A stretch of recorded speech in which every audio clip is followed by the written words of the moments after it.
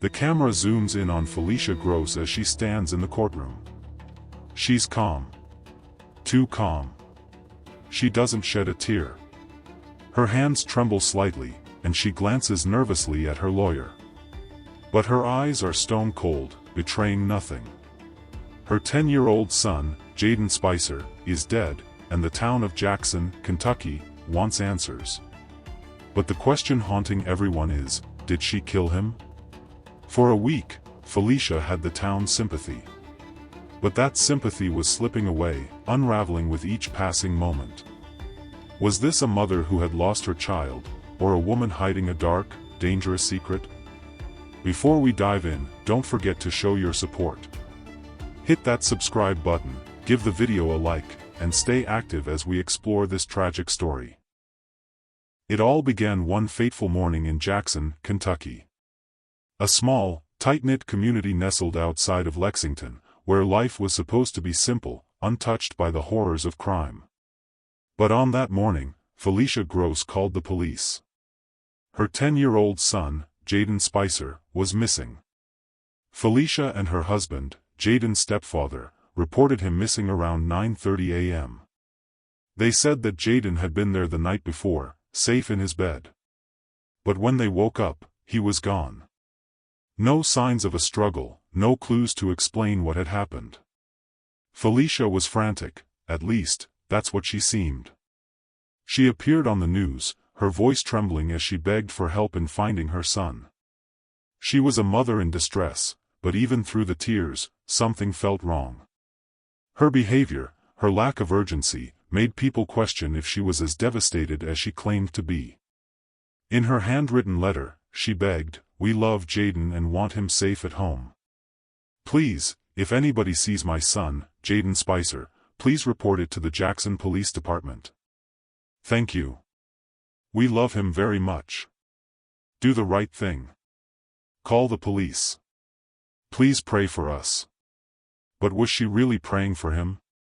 Or was she playing a role? At first, no one questioned her. But as the days passed, the community's sympathy started to fade. And the investigation began to uncover a truth much darker than anyone could imagine. The search for Jayden Spicer soon became a massive operation. Law enforcement flooded the area, coordinating with volunteers, and using every tool at their disposal: drones, sonar equipment, search dogs, and boots on the ground. Despite the resources, despite the effort, nothing was found. No signs of Jayden anywhere. The problem quickly became clear: Felicia Gross's story just didn't add up. Her lack of emotion was the first sign that something was wrong. A mother's natural instinct would be to break down, to cry out for help, to search until her hands bled. Yet, Felicia seemed detached. Her facial expressions were blank, and when the police questioned her, her responses were measured, rehearsed. There were gaps in the timeline she provided. The last time anyone saw Jayden was around 9 p.m. the night before his reported disappearance. But Felicia's explanation didn't match up with the facts. There was no sign of forced entry, no evidence of a break-in, no obvious indication that anyone had taken him. So why had he vanished without a trace? The police grew suspicious. The community began to question Felicia's motives. Was this an accident? A kidnapping? Or was something far worse taking place? As the investigation ramped up, Felicia's involvement in the case deepened, and it became clearer that this wasn't just a missing persons case. It was the beginning of something much darker. Days passed, and the search for Jayden stretched into the week. The entire town of Jackson mobilized, pulling together resources. Drones scanned the skies, teams combed through dense woods and fields. Yet, despite the widespread search efforts, Jayden was nowhere to be found. Felicia was everywhere, in front of the cameras, speaking to the community, asking for help. The town rallied behind her, a mother desperate to find her child. She was the picture of a grieving parent, pleading for answers, begging for anyone with information to come forward. But the calmness in her demeanor never wavered. She spoke as if she were reading from a script. She wasn't the wrecked, heartbroken mother everyone expected her to be. Days turned into nights, and as Jayden's face appeared on missing posters across the town, something began to shift in the community. No one could ignore the strange sense of detachment Felicia exuded. No tears, no frantic phone calls, no desperation in her eyes.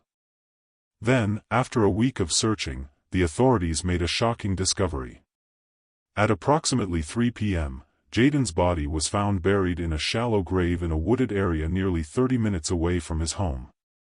The search for the missing child had come to an end, but with devastating consequences. It wasn't just that Jayden had died, it was that Felicia had lied. She had concealed the truth. The very woman who had stood in front of the camera, begging for her son to come home, was now the prime suspect in his murder. Jayden's body was discovered by investigators who had been working tirelessly to find him. They had missed the grave during their initial searches. The discovery was gruesome. Jayden had been buried hastily, hidden in a place so close to home. The question was, why? Why had Felicia lied? When Jayden's body was found, the truth began to emerge. Felicia Gross had told the police a story. She gave Jayden a sleeping aid, he had a medical emergency, and then he passed away. But instead of calling the authorities for help, she buried him in a remote location. A woman who had just publicly pleaded for help was now revealed to be the person who had hidden her son's body. The more investigators dug, the more they uncovered.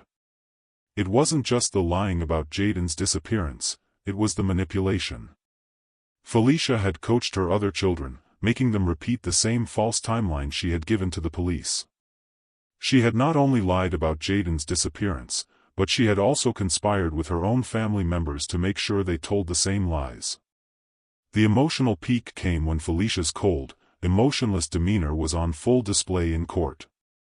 As she stood there, charged with second-degree manslaughter, she didn't cry. She didn't show remorse. There was no sign of the motherly instinct one would expect after the death of a child. The public was stunned. How could this mother be so cold, so detached? How could she betray her own son in such a brutal and calculated way? The courtroom was silent, the tension thick, as Felicia pled not guilty to the charges. Felicia Gross's arrest came as a shock to the community. The town of Jackson, which had once rallied behind her, hoping for her son's safe return, was now left with the grim realization that they had been deceived. Jayden Spicer, a young child full of promise, was gone, and his mother's lie had led to his death. Felicia was charged with second-degree manslaughter and held on a $1 million bond. But questions remained. The investigation was far from over. Was she the only one involved in this horrific crime? Was anyone else part of the conspiracy? Jayden's stepfather, who had been largely silent throughout the case, was never arrested or charged, but could he have been involved? The case served as a reminder of the darkness that can lie hidden beneath the surface of what seems like an ordinary life. A mother's love for her child was replaced by lies, and a family's trust was shattered forever. As Felicia Gross's trial continues, the town of Jackson remains in shock. And the question still lingers in the air: what drove Felicia to hide the truth? Was it a tragic accident, or something far more sinister?